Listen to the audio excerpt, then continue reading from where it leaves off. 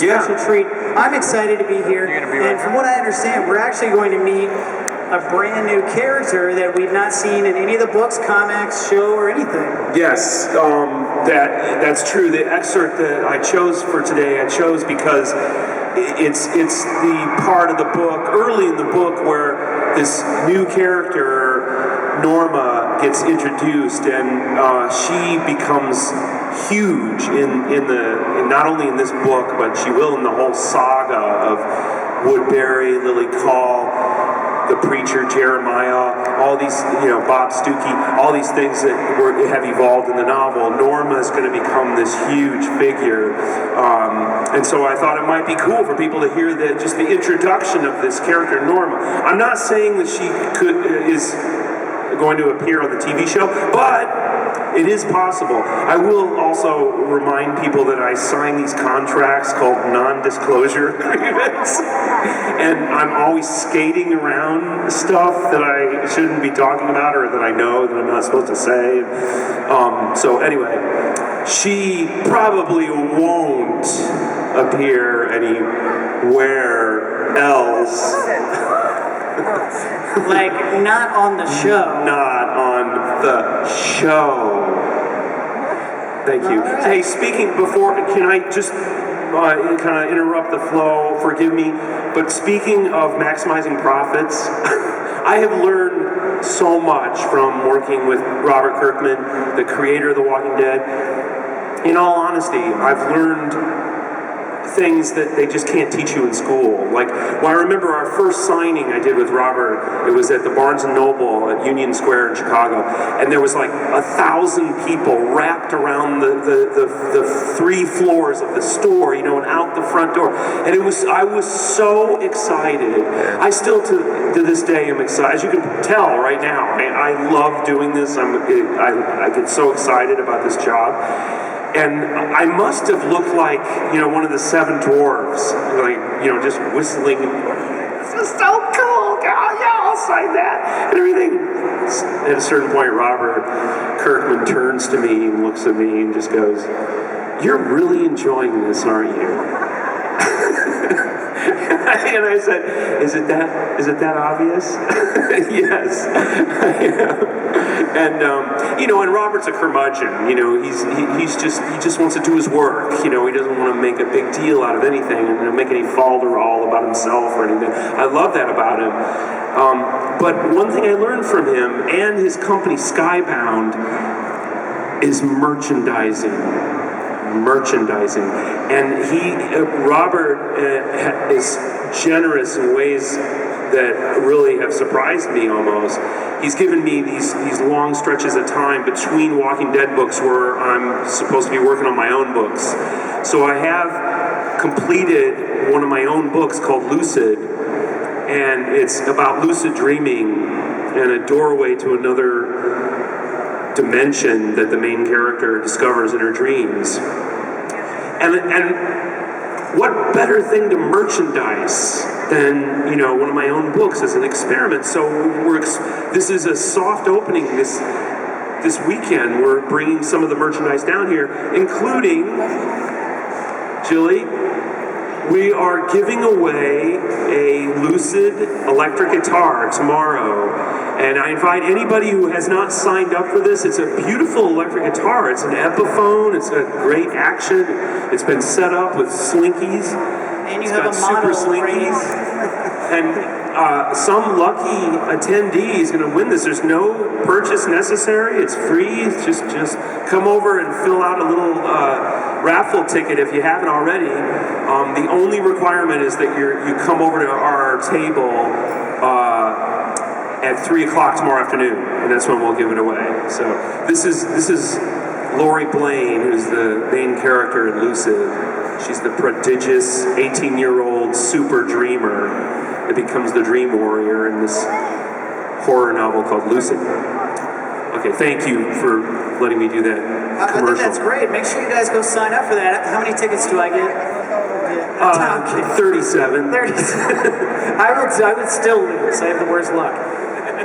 Well, that sounds real exciting. I don't know about you guys, but I'm excited to hear from this new book, Invasion. Are y'all ready for this? Thank you. Jay, Thank I'll give it to you and you take it away. Thank you. So, as I said, this is an introduction of a very key character, so I thought you might enjoy that. I want to say one other thing by way of introduction. You've heard this before, but you can tell by my accent that I'm from the Midwest. I live in Chicago. I have a flat, boring Midwestern accent. But when I read aloud work that I've done for The Walking Dead and Walking Dead fiction, I like to do my faux Southern accent. And, in deference to all these great actors that we have, and there's nothing faux about their Southern accents. Even the British actors have amazing accents on the show. But I like to do what I think of as my Ashley Wilkes voice when I read these books. But it just, for some reason, it seemed to jibe with the Southern Gothic feel of The Walking Dead. To me, it's a Southern Gothic. It originated as essentially a pure, beautiful, old-school Southern Gothic horror story. So, without further ado, here's the introduction of a very key character that hopefully you'll all read about and see in the future on some medium. Okay, thank you.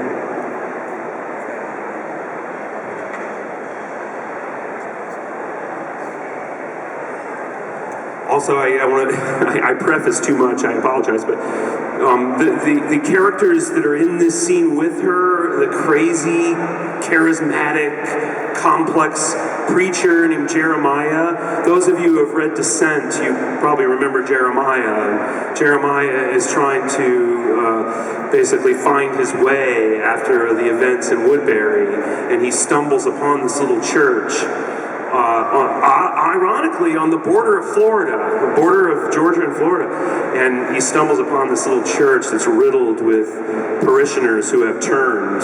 They're sort of locked in the chapel, and that's the sort of the background of the scene. Okay, here we go.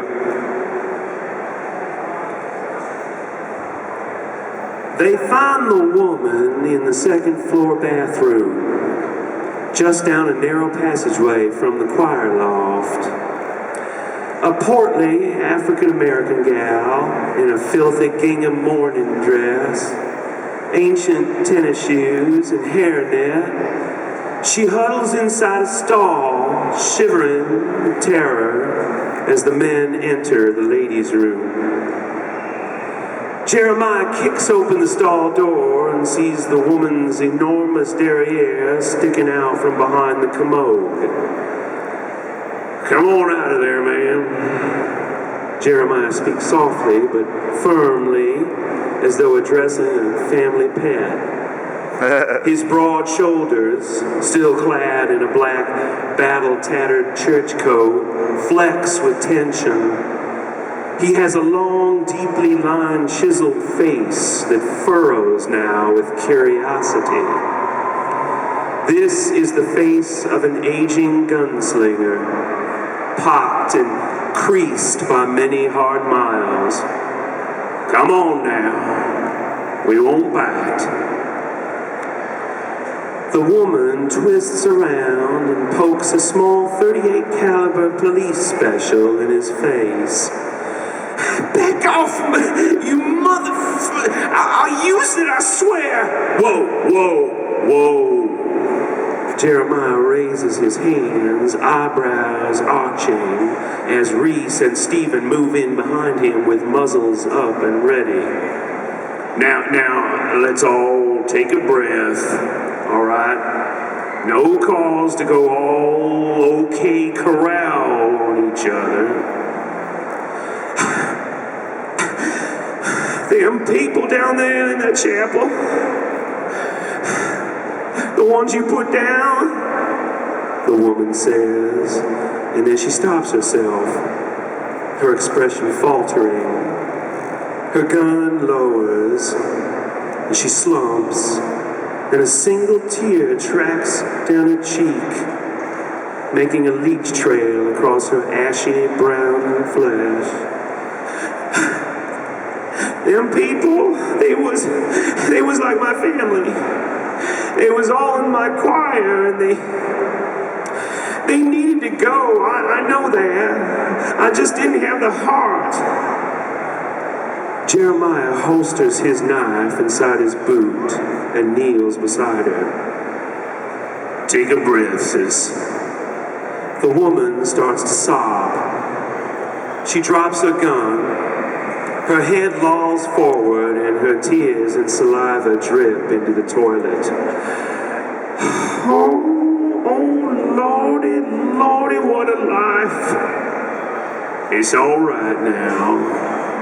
The preacher reaches out and puts an arm around her. Reese and Stephen back off, lowering their weapons. It's all right, sis. He pats her tenderly. Let it out. I don't know what I was thinking. She sobs, shaking her head. Keeping them in there like that. A stringer of drool loops off her chin. She pulls a handkerchief from her moist cleavage and dabs her face. I played organ for them sometimes. Other times I would read the Bible through the PA system. She snorts and blows her nose. Like it was doing any good.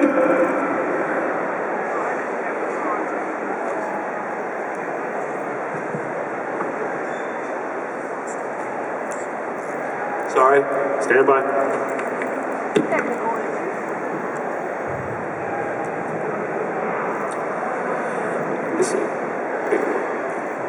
I don't know what I was thinking. She sobs, shaking her head. Keeping them in there like that. Drool loops off her chin, and she pulls a handkerchief from her moist cleavage and dabs her face. I played organ for them sometimes. Other times I would read the Bible through the PA system. She snorts and blows her nose. Like it was doing any good. I didn't have the heart to put them out of their misery. She sniffs, dabs her bloodshot eyes. I don't know what the good Lord wants anymore. I don't know.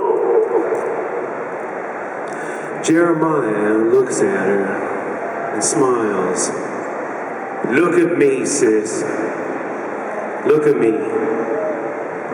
What's your name, if I may ask? Norma? She swallows hard and looks up through her tears at him. Norma Sutter, sir. You know what the good Lord wants from you, Norma? No, sir. He wants you to survive. She swallows and nods and then gives him a heartbreaking look. Yes, sir. Come here, sister. Jeremiah leans in and puts his big arms around her. And she hugs him back. And they stay like that for quite some time. The woman clinging to the preacher like a child waiting for a bad dream to pass. Chapter 3. Yeah, we lost our pasture early on, the woman was saying, taking another sip of Mad Dog from an unlabeled bottle and wincing at the burn. Brother Maywell, well, we shot him in the head and buried him out behind the sacristy. She sits in the back room at her desk, a tattered woolen blanket wrapped around her significant girth. Her face glistens with agony. The pale morning light seeps through the seams of the boarded windows. Lord,